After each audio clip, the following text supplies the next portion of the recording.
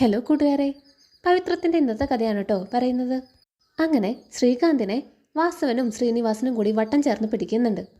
പക്ഷെ ശ്രീകാന്തിൽ നിന്നും കാര്യമായിട്ടൊന്നും അവർക്ക് കിട്ടുന്നില്ല കേട്ടോ. മറിച്ച് ശ്രീകാന്ത് അവരെ ഭീഷണിപ്പെടുത്തുന്നുണ്ട്. ഇവിടെ CCTV ഉള്ളതാ, ഭാവി MLA ഇമേജ് പോകുന്നൊക്കെ പറഞ്ഞിട്ട്. പക്ഷെ ശ്രീനിവാസനും വാസവനും ശ്രീകാന്തിന് നല്ല സംശയമുണ്ട് കേട്ടോ. പുളിക്കൻ്റെ മരണത്തിന് പിന്നിൽ വിക്രമല്ലാന്ന് ഏകദേശം അവർക്ക് ഉറപ്പായി. അവസാനം വാസവൻ ശ്രീകാന്തിനോട് പറയുന്നുണ്ട്, എൻ്റെ മകൻ്റെ മരണത്തിന് പിന്നിൽ നിന്റെ ഒരു നേളുണ്ടെന്നെങ്കിലും അറിഞ്ഞാൽ പിന്നെ ഇമേജൊന്നും ഞാൻ നോക്കില്ല. അന്നത്തോടെ നീ ഇല്ലാതാവും. ഈ നടു റോട്ടി വെച്ച് എല്ലാവരും കാണുകയെ തീർക്കും ഞാൻ നിന്നെ. ഇത് കേട്ടതും ശ്രീകാന്തിന് വല്ലാതെ പേടി തോന്നുന്നുണ്ട് കേട്ടോ. അങ്ങനെ അമ്മായിച്ചനെ വിളിച്ച് എവിടെയാന്ന് ചോദിക്കുന്നുണ്ട്. ഞാനിപ്പോൾ തന്നെ അങ്ങോട്ട് വരാമെന്ന് പറഞ്ഞിട്ട് അമ്മായിച്ചൻ്റെ അടുത്തോട്ട് പോകുന്നുണ്ട്. അങ്ങനെ ഉണ്ടായ സംഭവങ്ങളൊക്കെ ശ്രീകാന്ത് അമ്മായിച്ചനോട് പറയുന്നുണ്ട് കേട്ടോ. അപ്പോൾ അയാൾ പറയുന്നുണ്ട്, വിക്രമല്ല പുളിക്കൻ്റെ മരണത്തിന് പിന്നിലെന്ന് അവർക്ക് ഏകദേശം ഉറപ്പായ സ്ഥിതിക്ക് അവർ പിന്നെ നമ്മുടെ പിന്നാലെയാവും.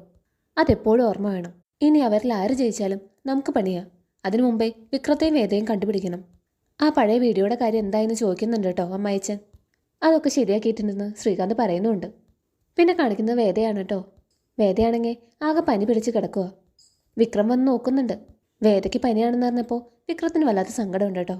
2 ദിവസം വെയിൽ കൊണ്ട് പണിയെടുത്തതിൻ്റെ ഒന്നും പറയുന്നുണ്ട് വിക്രം. കഞ്ഞി ഉണ്ടാക്കി തരട്ടേന്ന് ചോദിക്കുന്നുണ്ട് വിക്രം. അപ്പോൾ വേദ പറയുന്നുണ്ട്, അതൊന്നും വേണ്ട, കഞ്ഞിയൊക്കെ ഞാൻ ഉണ്ടാക്കിയിട്ടുണ്ട്, വിക്രം ഒന്ന് അടുത്തിരുന്നാൽ മതിയെന്ന് പറയുന്നുണ്ട്. അങ്ങനെ വിക്രം വേദയുടെ അടുത്ത് തന്നെ ഇരിക്കുന്നുണ്ട് കേട്ടോ. അങ്ങനെ നേരം വെളുത്തപ്പോഴേക്കും മേരി ചേച്ചിയും ഗീവർഗീസേട്ടനും എത്തിയിട്ടോ. വേദയ്ക്ക് പനിയാണെന്നുള്ള കാര്യം വിക്രം പറയുന്നുണ്ട് മേരി ചേച്ചിയോട്. എന്നാൽ ഞാൻ പോയി നോക്കട്ടെ എന്ന് പറഞ്ഞ് മേരി ചേച്ചി വേദയുടെ അടുത്തേക്ക് വരുന്നുണ്ട്. അങ്ങനെ മേരി ചേച്ചി വേദയുടെ നെറ്റിയിൽ തൊട്ടി നോക്കുന്നുണ്ട് കേട്ടോ. എന്നിട്ട് പറയുന്നുണ്ട്, ഓ ഇത് പ്രേമപ്പനിയാ. അപ്പോൾ വേദ ചോദിക്കുന്നുണ്ട്, അതെന്താ ചേച്ചി അങ്ങനെ പറഞ്ഞത്? അപ്പോൾ മേരി ചേച്ചി താൻ വായിച്ച നോവലിൻ്റെ കാര്യമൊക്കെ പറയുന്നുണ്ട് കേട്ടോ. അതിലങ്ങനെയാണെന്ന് പറയുന്നുണ്ട്. അങ്ങനെ വേദയുടെ തലയിലൊക്കെ തൊട്ട് പ്രാർത്ഥിക്കുന്നുണ്ട് കേട്ടോ മേരി ചേച്ചി. നിങ്ങളുടെ ജീവിതത്തിൽ എന്നും പ്രണയം നിറഞ്ഞു നിൽക്കട്ടെ എന്ന് പറഞ്ഞ് അനുഗ്രഹിക്കുന്നുമുണ്ട്. ആ സമയം വേദയോടെ യാത്ര പറഞ്ഞ് വിക്രവും ഗീവർഗീസേട്ടനും അനിയൻകുട്ടനെയും കൂട്ടി പള്ളിയിലേക്ക് പോകുന്നുണ്ട് കേട്ടോ.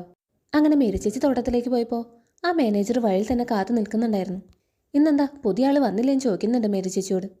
ഓ അതിന് കണ്ണ് പറ്റിയതാ സാറേ, അതുപോലെയല്ലേ ചിലരുടെ നോട്ടം.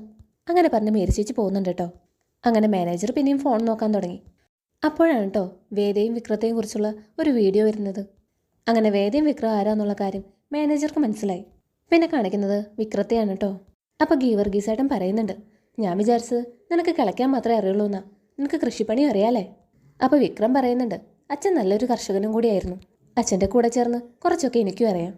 അപ്പോഴേക്കും വിക്രത്തെയും ഗീവർഗീസേട്ടനെയും അച്ഛൻ പള്ളിയിലോട്ട് വിളിപ്പിക്കുന്നുണ്ട് കേട്ടോ. ഇലക്ഷൻ്റെ റിസൾട്ട് വരല്ലേ, അത് നോക്കാനാണ് കേട്ടോ വിളിപ്പിക്കുന്നത്. അങ്ങനെ TV വെച്ച് നോക്കുമ്പോൾ വാസവനാണ് ജയിക്കുന്നത്. അത് കണ്ടതും